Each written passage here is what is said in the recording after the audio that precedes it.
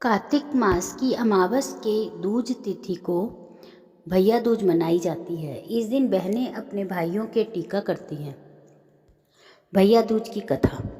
एक जाट था और एक भाट था। जाट की बहन थी, भाट की बहन नहीं थी। भैया दूज का दिन था। जाट ने कहा, आज भैया दूज है, मैं अपनी बहन के जा रहा हूँ।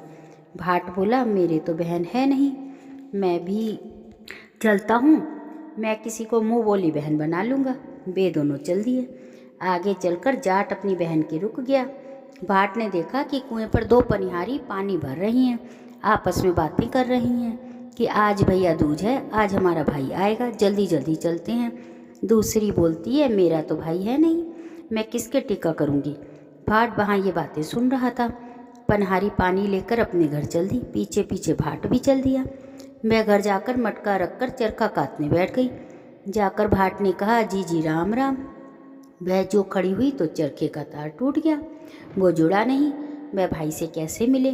वह भगवान से प्रार्थना करने लगी कि तार जुड़ जाए तो मैं भाई से मिल लूँ। तार जुड़ गया तो वह भाई से मिल ली।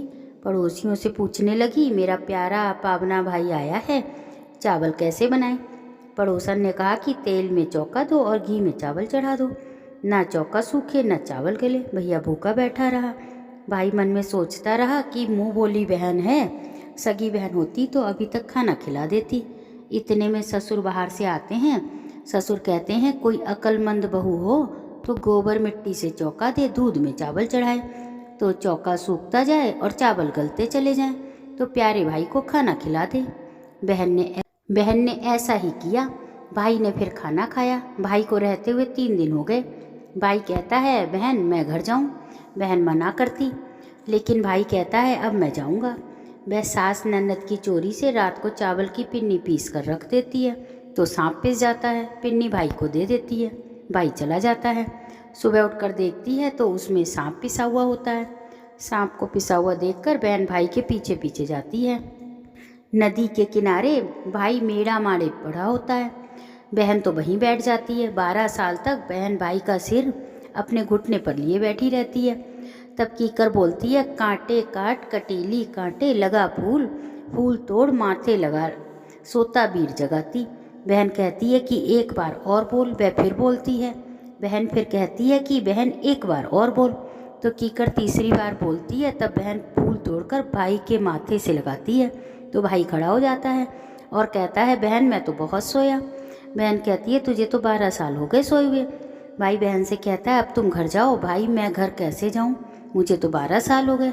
सेज भरतार छोड़ा, पूत पालने छोड़ा, दूध औंटता छोड़ा, घर के बाहर से तेरे पीछे चली आई। अब तो भाई मैं तेरे साथ चलूँगी। वहाँ से दोनों बहन भाई चल देते हैं। रास्ते में बहन को प्यास लगती है। वह भाई से कहती है, मुझे प्यास लग रही है। भाई बोला, यहाँ पर पानी नहीं है, आगे चलते हैं तो बड़े ही किवाड़ बना रहे हैं। भाई कहता है, बहन वहीं से पानी पी आओ। तो वहाँ बड़े किवाड़ जड़ रहे थे। तो बहन पूछती है कि ये किवाड़ किसके लिए जड़ रहे हो। बड़ई कहता है, तुम अपना काम करो, नहीं मैं तो पूछ कर ही जाऊँगी। बड़ई कहता है, एक बुढ़िया माई है, जब वह मरेगी तब उसकी छाती पर ये किवाड़ जड़ेंगे। वह पूछती है, इसका उपाय क्या है। वह बोला कि उसके 7 बेटे थे, 6 मर गए, 7वें की बारी है। कोई बुआ हो या बहन हो और सारे काम अशुभ करे तो भाई जिंदा रहेगा। बहन कहती है कि फिर इसका उपाय बताओ, क्योंकि उसका मुँह बोला भाई उस बुढ़िया का 7वां बेटा है। बड़ाई बताता है कि जिस वक्त बेटे की सगाई आए तो लोटे से कर लो, बान होवे तो भी लोटे से कर लो। जिस वक्त मोड़ बांधे तो उसकी जगह फूस का फूला बांधे। दरवाजे से बारात नहीं निकाले, दीवार तोड़कर पीछे से निकाले। मर्दाना वेश पहनकर बहन भाई बारात के साथ जाए तो नेक करवा ले और एक पाली ले ले। जिस वक्त भाई पैरों पर बैठे तो नाग आएगा, तब उस नाग को हंडिया में कर ले। फिर नागिन आएगी तो उससे वचन भरवा ले। जब वचन भरवा ले तो एक वचन, 2 वचन, तीसरा वचन नरक कुंड में पड़े। तब नागिन से कहें कि मेरे 7 भाई और 7 भाभियों को छोड़े। तो वह कहेगी, पापिन हत्यारनी, तूने बहुत ठगा, जा बक्सा, तेरे 7 भाई और 7 भाभियों को छोड़ दिया। बहन ने ऐसा ही किया। तब 7 घोड़े और 7 डोले आए। तो बहन सबको लेकर बारात के साथ वापस आती है। बुढ़िया भूस के कूले में जो पड़ी, वह सोचती है जो मेरे होता आया वही होगा। 6 तो मेरे जा चुके, अब 7वें की बारी है। इतने में सब आते दिखाई देते हैं। तो पड़ोसने कहती हैं कि तेरे 7 बेटे बहू आ रहे हैं। बुढ़िया कहती है कि तुम हंसी नहीं करोगे तो कौन करेगा। तो वे कहती हैं कि नहीं नहीं, हम सच कह रहे हैं, तेरी बेटी भी आ रही है। बुढ़िया बोली, अगर सब आ रहे हैं तो बेटे की पगड़ी, बहू की चुंदड़ी और मेरे आंखों के जाले, कानों के ताले खुल जाएं, तब वैसा ही हो गया। माँ बेटी को आशीर्वाद देती है कि तेरा भाग। बेटी माँ से कहती है कि तेरा भाग। फिर वह बुढ़िया को सारी कहानी सुनाती है। तब सब खुश हो जाते हैं। बहन को भाई और माँ बेटी को बहुत धन देकर विदा करते हैं। जैसे उसको भाई मिला वैसे सबको मिले। गणेश जी की कथा। एक बुढ़िया माई थी, वह मिट्टी के गणेश की पूजा करती, रोज बनाए रोज गल जाए। एक सेठ का मकान बन रहा था। वो बोली, पत्थर का गणेश जी बना दो। मिस्त्री बोली, जितने में हम तेरा पत्थर का गणेश बनाएंगे उतने में तो अपनी दीवार ना छीन लेंगे। बुढ़िया बोली, राम करे तुम्हारी दीवार टेढ़ी हो जाए।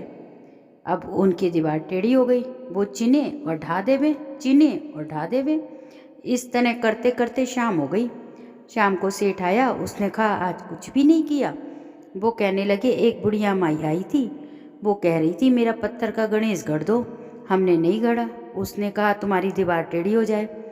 और तब से हम दीवार बना रहे हैं, ये ढा रहे हैं, बना रहे हैं, ढा रहे हैं। सेठ ने बुढ़िया बुलवाई और सेठ ने कहा, हम तेरे सोने के गणेश गढ़ देंगे, हमारी दीवार सीधी कर दो। सेठ ने बुढ़िया को सोने के गणेश बनवा के दे दिए। सेठ की दीवार सीधी हो गई। जैसे सेठ की दीवार सीधी करी वैसे सबकी करना है गणेश जी महाराज, कहते सुनते हुंकारा भरते सबकी रक्षा करना।